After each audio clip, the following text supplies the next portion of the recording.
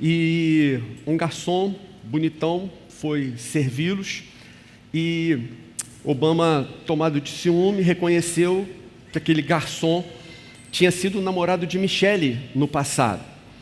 Então ele se apressa e fala para Michelle: Michelle, tá vendo? Se você tivesse casado com ele, hoje você seria esposa de um garçom. Michelle imediatamente rebateu dizendo: não, Barack, se eu tivesse casado com ele, hoje ele seria o presidente dos Estados Unidos. Que as mulheres são importantes na vida, ninguém duvida.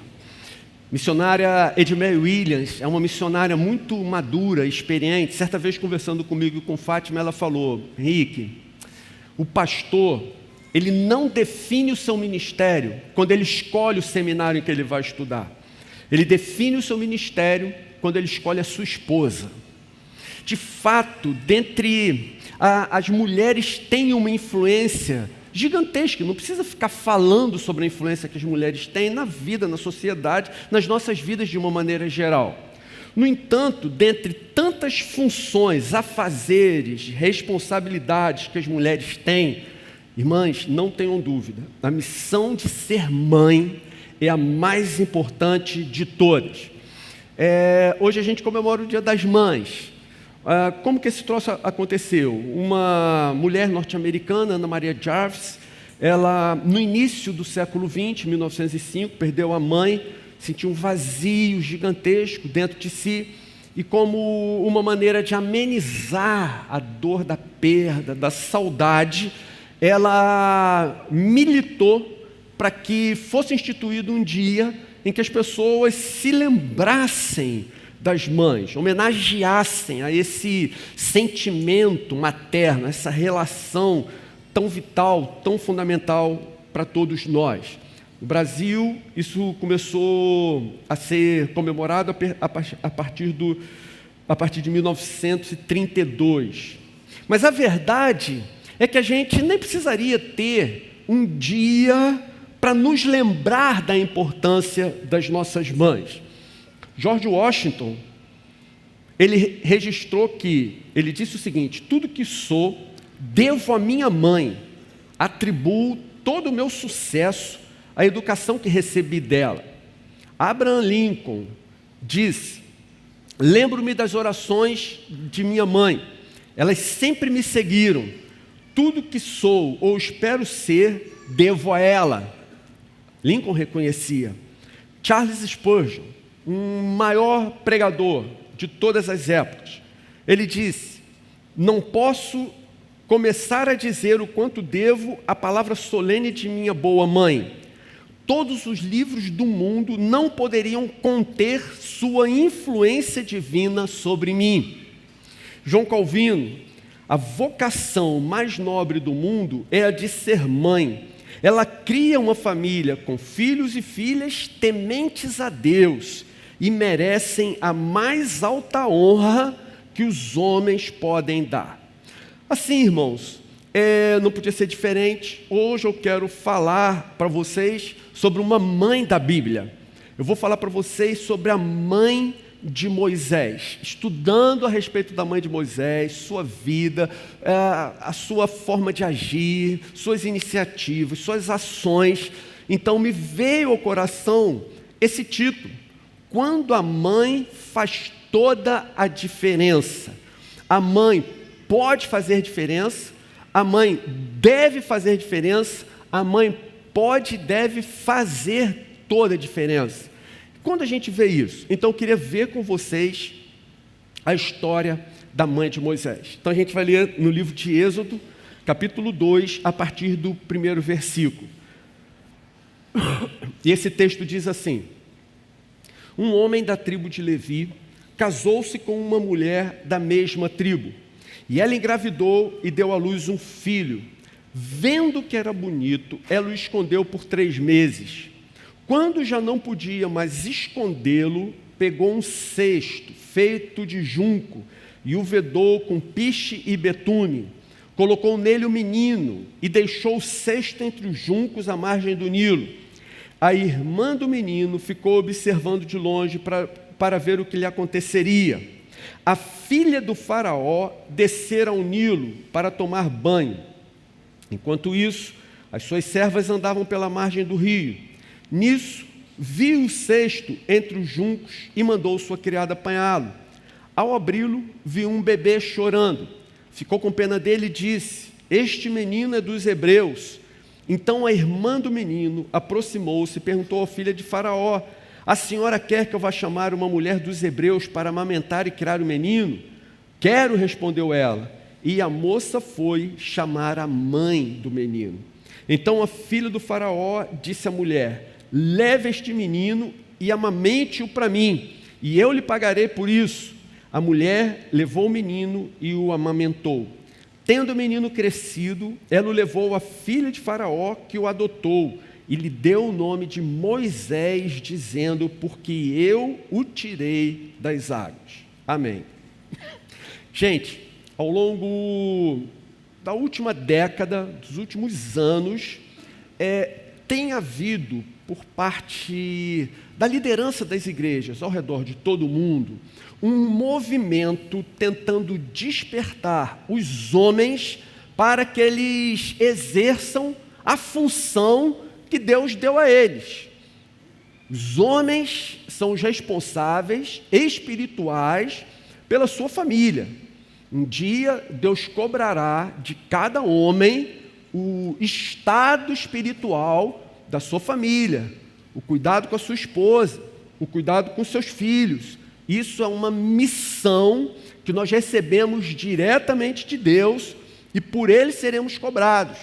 Então, o que nós vimos ao longo dos últimos anos é que, de uma maneira geral, as mulheres têm chamado a si essa responsabilidade, talvez por omissão do marido, talvez por desleixo do seu esposo, cônjuge.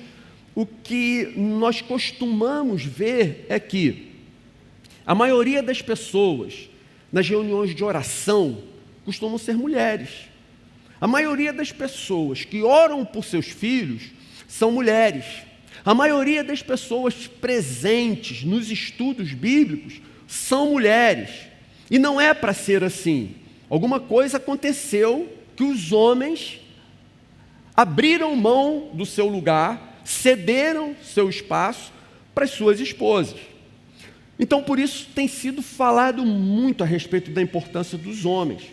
Mas a necessidade das mães serem mães é igualmente imensa, vital, imprescindível. Não há nada mais importante para o futuro, não há nada mais importante para o futuro da igreja, do evangelho, do nosso país, das nossas famílias, que pais piedosos, cumprindo a sua missão, fazendo o que Deus os chamou para fazerem. No texto que nós lemos, o povo de Israel já estava no Egito há muito tempo, cerca de 400 anos. O povo de Israel chegou no Egito através de José, vendido como escravo. Ali ele ganhou a confiança e a autoridade concedida por Faraó, se tornou o governador do Egito. Foi exatamente como esse neném que Moisés estava chorando no berço, que chamou a atenção da filha do Faraó no texto que a gente acabou de ler, entendeu? Isso é só uma trilha sonora combinada para vocês entenderem o que aconteceu no momento. Não chama atenção? Foi assim, a filha de Faraó foi lá, mandou: o que está acontecendo? Estão matando a criança. Não, está só chorando. Então, pega o bebê, vamos cuidar dele. Então, irmãos, o povo chegou através de José, e José trouxe a família, e foram muito bem-vindos quando chegaram no Egito. E o que aconteceu? A mão de Deus estava sobre aquele povo, e esse povo cresceu e se multiplicou, e ao longo de 400 anos, esse povo, o povo de Israel, acabou se tornando mais numeroso e, portanto, mais poderoso do que os egípcios que os receberam. Isso logo gerou uma imensa preocupação em Faraó. E ele, em primeiro lugar, com medo do que estava acontecendo, aquele crescimento tão vigoroso do povo de Israel no meio dos egípcios, A primeira coisa que ele fez foi escravizá-los. Vamos escravizá-los, submetê-los a trabalhos forçados, vamos impor uma rotina firme, dura, extremamente rígida, e vamos ver o que acontece. Mas essa estratégia não funcionou bem. Deus continuava abençoando Israel, consequentemente, os bebês continuavam nascendo e daí por diante, se tornando um povo cada vez mais numeroso, consequentemente mais poderoso. Então, outro faraó se levantou e mudou a estratégia. Vamos mandar que as parteiras matem as crianças à medida que elas nascerem. Mas essas parteiras temeram o Senhor e se recusaram a fazer isso. Então, elas inventaram uma desculpa para Faraó. Disseram, as mulheres hebreias, povo de Israel, elas são muito vigorosas, diferente das mulheres egípcias. Então, quando nos chamam, até que nós cheguemos aonde ela está parindo, o neném já nasceu e nós não temos mais tempo de agir. E aí Faraó desistiu dessa estratégia e falou, então só tem um jeito. Joguem todos os bebês meninos no rio Nilo para que morram afogados. E foi dada a ordem. Aí entra em cena a mãe de Moisés. Ela esconde Moisés o quanto pode, por 3 longos meses. Mas depois desse tempo, ela não estava mais conseguindo manter Moisés em segurança. E diante daquela circunstância absurda, em que Faraó manda cruelmente matar todos os bebês hebreus afogados no Nilo, a mãe de Moisés não se desesperou. Ela não se apressou em cumprir a ordem de Faraó e matar o próprio filho. Ela também não se apressou a entregar o seu filho para que fosse morto por terceiros. Mas a despeito dessa situação terrível, caótica, que havia se estabelecido na terra do Egito, ela continuava confiante e esperando por um livramento da parte do Senhor para o seu filhinho. Então, ela prepara um cesto calafetado com betume e o coloca no rio. Estamos em Êxodo.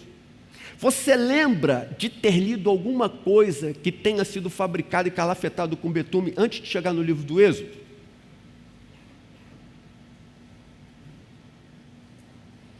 Você lembra? O que foi?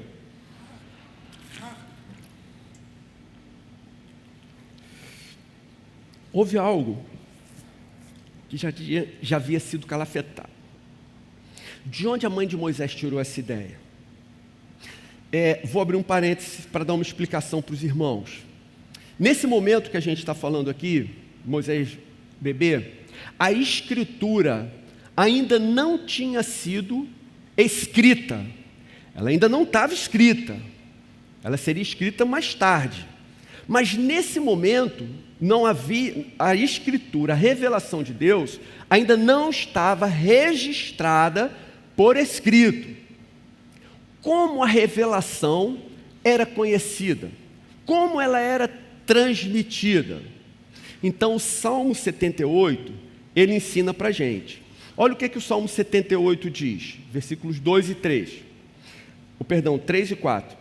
O que ouvimos e aprendemos, o que nossos pais nos contaram, nós não esconderemos dos nossos filhos, mas contaremos à próxima geração os louváveis feitos do Senhor, o seu poder e as maravilhas que fez. Como que a revelação foi preservada até que anos mais tarde ela viesse a ser escrita com fidelidade? Ela era passada de geração a geração de forma verbal. Aquilo tudo era minuciosamente decorado. Abri um parênteses, vou abrir um outro parênteses aqui dentro. E não é brincadeira, só para vocês verem como isso foi possível.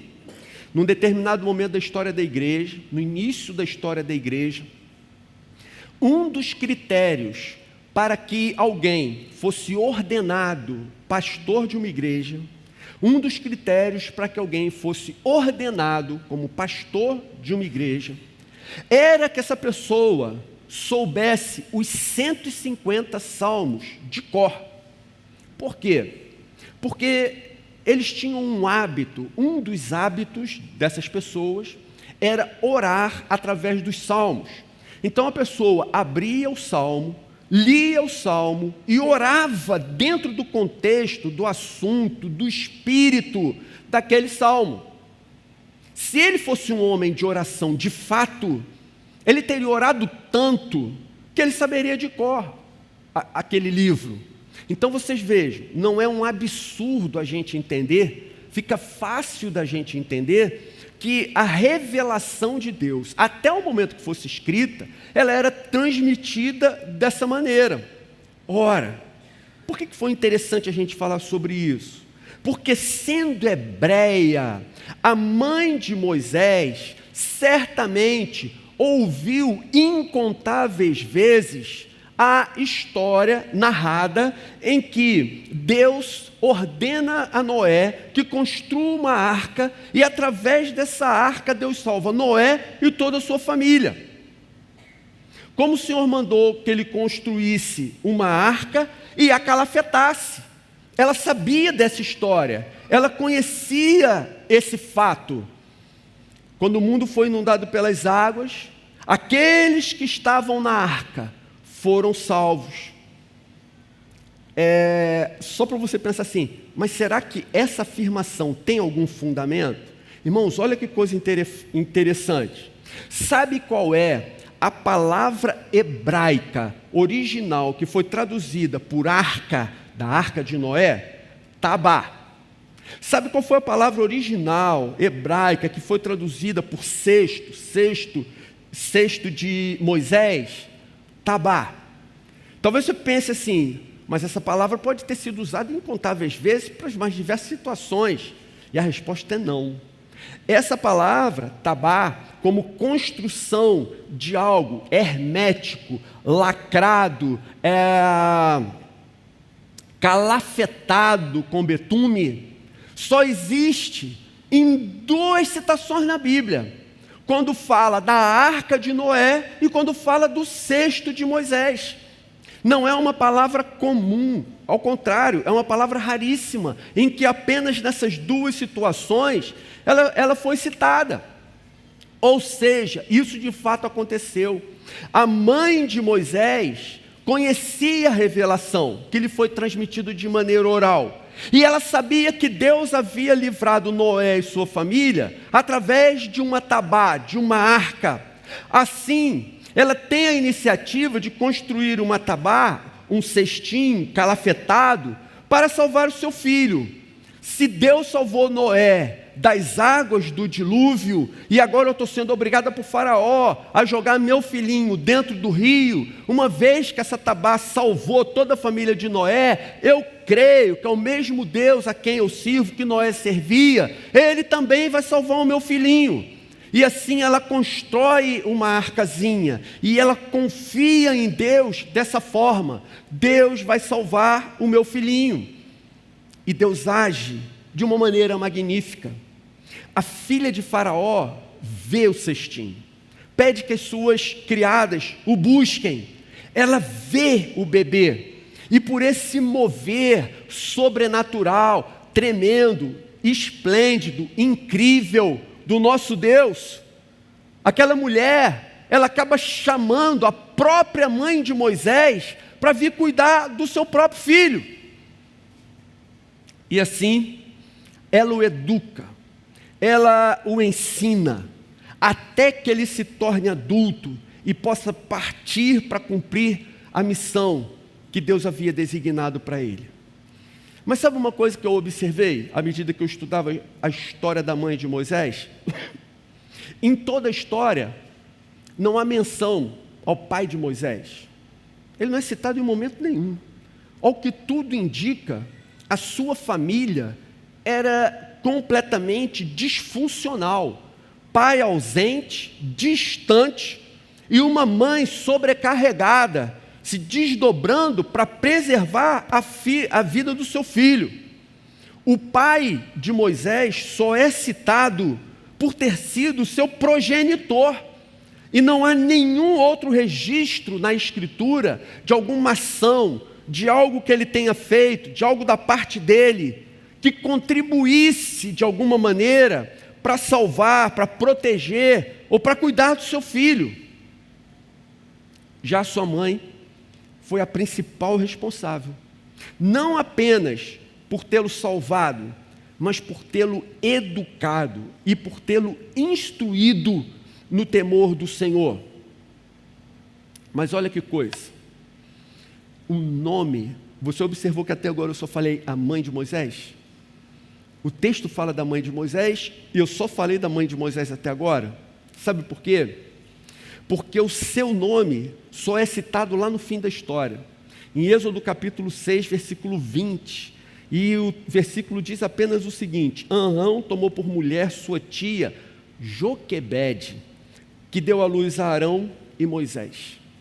É a única referência que tem a Joquebede. Tem uma outra, mas é no mesmo espírito, na mesma situação. Por que o seu nome acabou sendo citado aqui? Apenas com a intenção de mostrar a ascendência de Moisés. Quando eu vi isso, irmãos, me veio ao coração um vídeo antigo, que eu mencionei ele aqui já em outra ocasião, que chamava A Mulher Invisível. E esse vídeo, agora eu vou falar do vídeo. Nesse vídeo, a mulher que fala no vídeo, a protagonista do vídeo, ela não era reconhecida. Ela não era reconhecida pelo marido, não era reconhecida pelos filhos. Ninguém, absolutamente ninguém, reconhecia o seu trabalho, todo o seu esforço, seu trabalho de cuidar da casa, dos filhos, do marido, de tudo mais que ela fazia.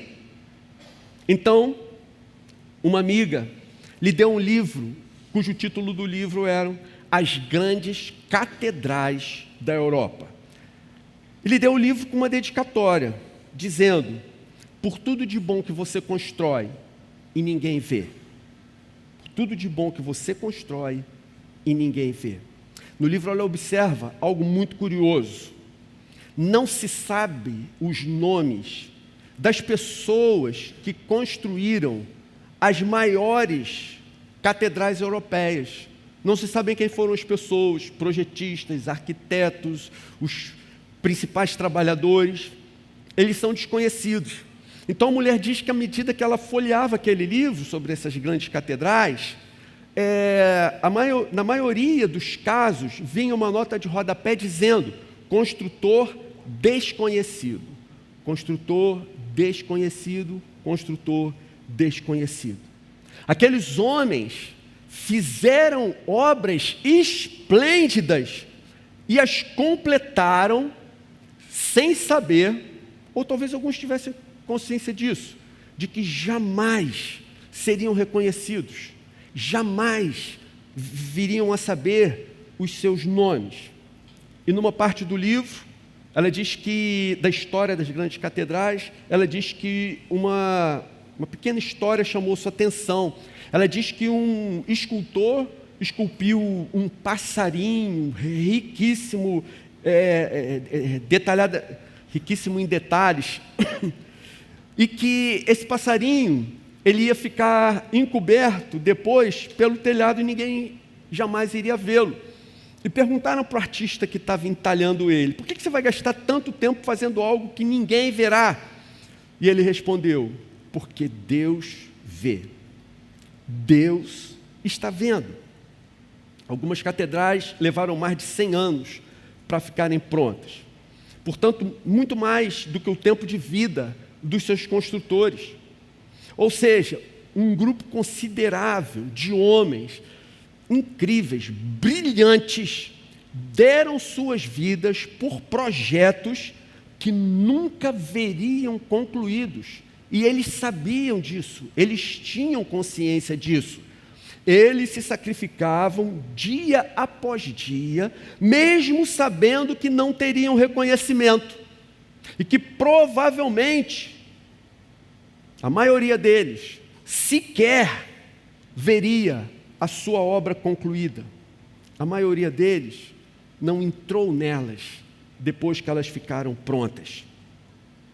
E um dos autores do livro chega a afirmar que nenhuma grande catedral será mais erguida em nossos dias, porque pouquíssimas pessoas estariam dispostas a tamanho sacrifício. Mas, mãe, pai, esse é o grande projeto de Deus que Ele nos chamou para realizarmos. Educar um filho é isso, é um trabalho para toda uma vida. E talvez nem dê tempo de alguns de nós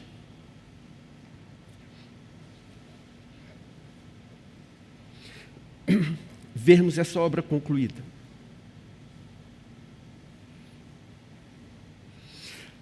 Registrar, como a Bíblia fez, tudo tremendo que a mãe de Moisés realizou, e seu nome não ser destacado, não ser evidenciado, é a maneira de Deus nos dizer que a maternidade não é uma ocupação que fará de você uma pessoa popular, que vai gerar likes na sua mídia social, vai conseguir mais seguidores, seu rosto não vai ser estampado na TV e seu dia não será preenchido com pedidos de autógrafo.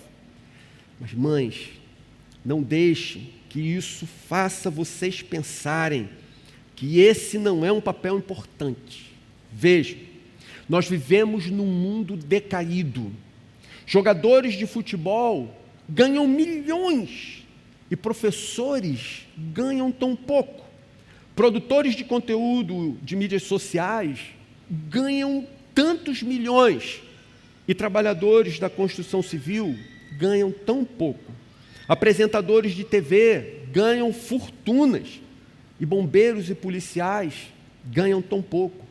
Nesse mundo decaído que nós vivemos, as pessoas não são reconhecidas e nem muito menos remuneradas pelo seu real valor, pela sua virtude, pelo que realizam. Mãezinhas, não deixem que a falta de status de celebridade levem vocês a pensar que ser mãe não é importante. Nesse mundo de hoje, nada é mais importante do que o papel de moldar, de preparar essa nova geração que se levanta. E as mães são as pessoas que têm maior impacto nisso, mais do que qualquer outra pessoa. Gente querida, dito isso, vamos a algumas aplicações. Primeira aplicação: busque aprender a palavra de Deus mais e mais a cada dia e a coloque em prática, e a pratique. Busque aprender a palavra de Deus mais e mais a cada dia e a coloque em prática. Joquebede, mãe de Moisés, conhecia a palavra de Deus e por praticá-la literalmente, seu filho foi salvo. Ela havia aprendido que Deus salvou Noé das águas através da arca. Então, quando ela não pôde mais segurar o seu filho consigo, ela o lançou no rio, lembrou do que havia aprendido e o colocou numa pequena arca. Segunda aplicação: continue confiando no Senhor, mesmo diante do aparente caos. Continue confiando no Senhor, mesmo diante do aparente caos. Joquebede não tinha como saber o que Deus faria. Ela não tinha como saber de que forma Deus agiria. Mas ela o conhecia sua palavra e confiava nele. Então, quando ela não pôde mais proteger o seu filhinho, quando chegou a hora dela deixá-lo ir, ela fez uma tabá, colocou o seu filhinho dentro e o lançou então no rio. A sua parte foi fazer o cestinho e calafetar. E daqui para frente, ela não tem mais nenhum controle sobre a situação. Você não tenha dúvida, pai, você não tenha dúvida, mãe, esse dia vai chegar. Vai chegar um momento, deixa eu terminar de falar antes de você falar amém. Nesse dia, você não vai mais ter como segurar o seu filho. Você vai ter que colocar ele no rio. E a corrente vai levá-lo. E você não sabe o que vai acontecer mais adiante. Você não tem como saber. A situação não tem mais controle nenhum. A única coisa que vai restar a você é confiar no cestinho que você fez. Como se constrói esse cesto? Gente, Arca de Noé, cestinho de Moisés, são figuras da nossa salvação em Cristo. E quando a gente não fala através de metáforas, mas claramente, a realidade é, nós precisamos incutir a fé na mente e no coraçãozinho dos nossos filhinhos. Precisamos ser coerentes com a vida cristã, deixar os nossos filhinhos olharem para nós e o nosso comportamento falar tão alto, mais do que as nossas próprias pregações através de palavras. E com isso, a fé irá se fortalecer no coração das nossas crianças, a fé irá brotar no coração das nossas crianças, e agora sim, na hora de nós os deixarmos ir, não temos mais como proteger, não temos mais como guardar, eles não vão mais ficar perto, seguirão a sua vida. Então agora, nós apenas confiaremos no Senhor. Nós vamos continuar orando por eles e vamos confiar de que o Senhor os guardará. O Senhor, sim, os protegerá. O Senhor os livrará de todo o mal. Vejam que coisa tremenda, irmãos. Ela colocou o seu filho no cesto e no rio, não tinha mais, perdoe repetir a expressão, nenhum tipo de controle ali na situação. E qual era o plano de Faraó? Era matar Moisés. Mas o Deus de Israel tinha um plano muito maior. O que Deus fez? O Senhor se moveu de tal maneira que, diante daqueles momentos de horror ali, Ele providenciou uma situação em que a sua própria mãe viesse cuidar do seu filhinho.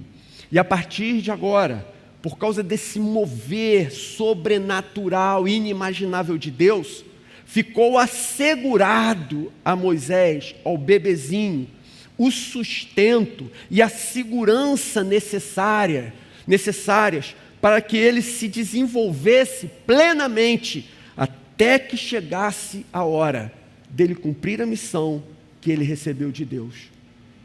Irmãos, irmãs, mesmo diante do aparente caos, mesmo diante das tempestades da vida, não deixe de confiar no Senhor, não deixe de confiar no Senhor.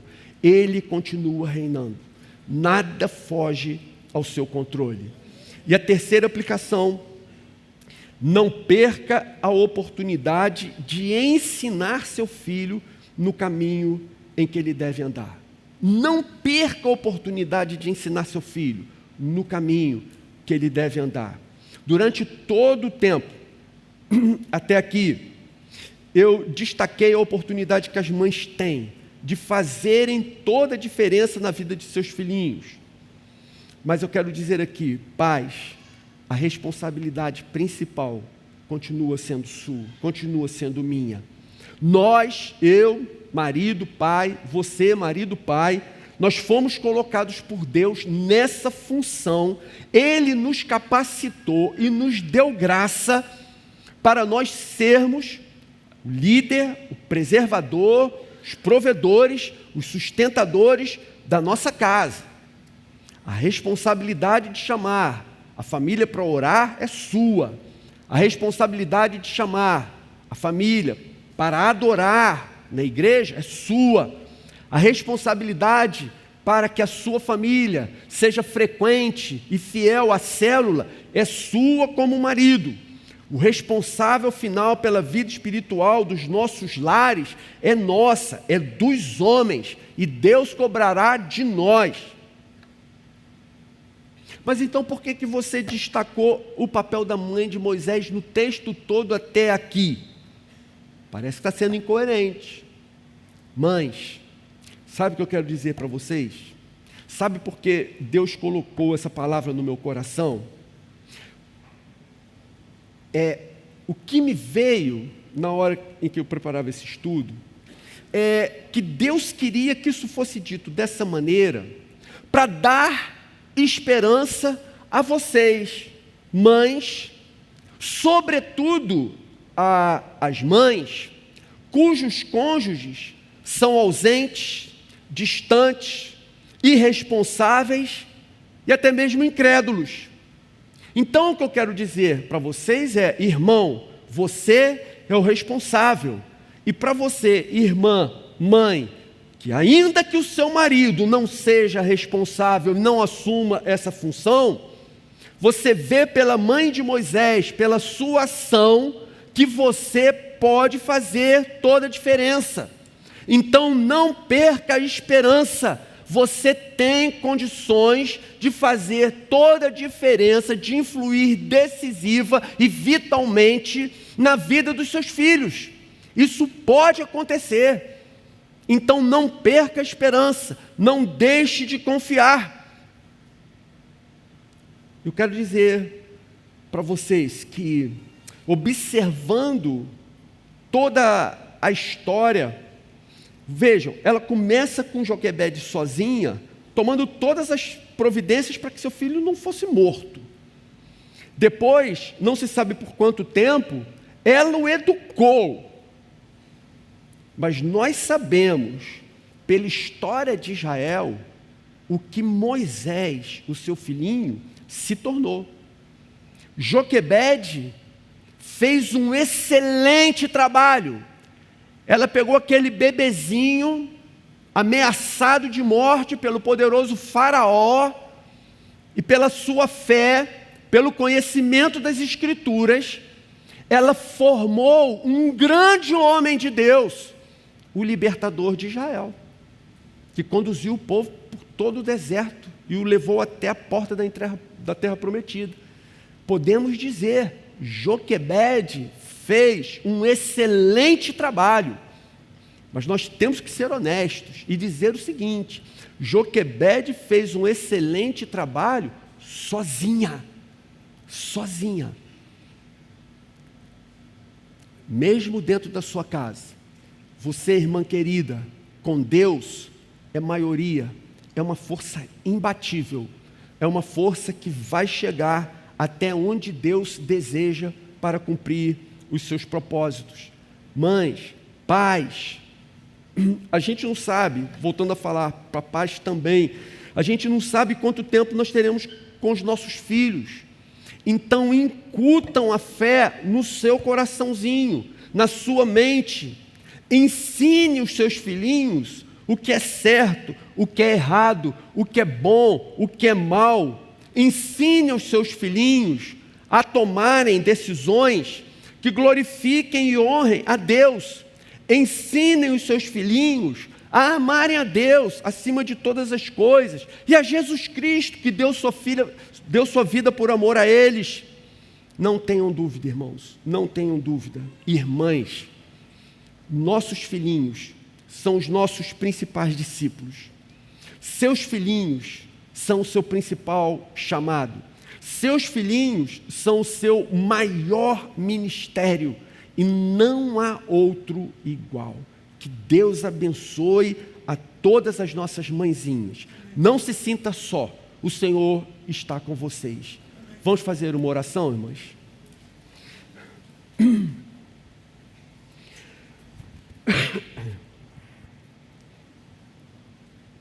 Senhor querido, que lição tremenda a mãe de Moisés nos dá. Mesmo em meio ao aparente caos, o Senhor está controlando toda a situação. E o Senhor é capaz de reverter as situações mais absurdas, como fazer Faraó cuidar e proteger o bebê que a princípio ele queria matar. Ensina a gente a confiar no Senhor em meio às crises da vida, Senhor. sobretudo quando essas crises afetarem os filhinhos a quem amamos. E agora, Senhor, renova, revigora, restaura o coração de mães, de pais, que se sentem cansados, abatidos, frustrados. Dá a eles ânimo redobrado para prosseguirem nesse projeto tão glorioso de educar seus filhinhos do teu caminho, para que prossigam até o fim. Não sabemos, Senhor, quanto tempo ainda teremos com nossos filhinhos, mas ajuda a gente, Senhor, a aproveitarmos o máximo esse tempo para ensiná-los, para que eles vejam a coerência da nossa fé. Queremos que eles aprendam a amar e a confiar no Senhor de todo o seu coração. Sabemos que um dia teremos que colocá-los no rio, e eles serão levados. Quando esse dia chegar, Senhor, cuida deles, guia suas vidas, Senhor, para que nenhum dos nossos filhos venham a se perder. Em nome de Jesus. Amém. Amém.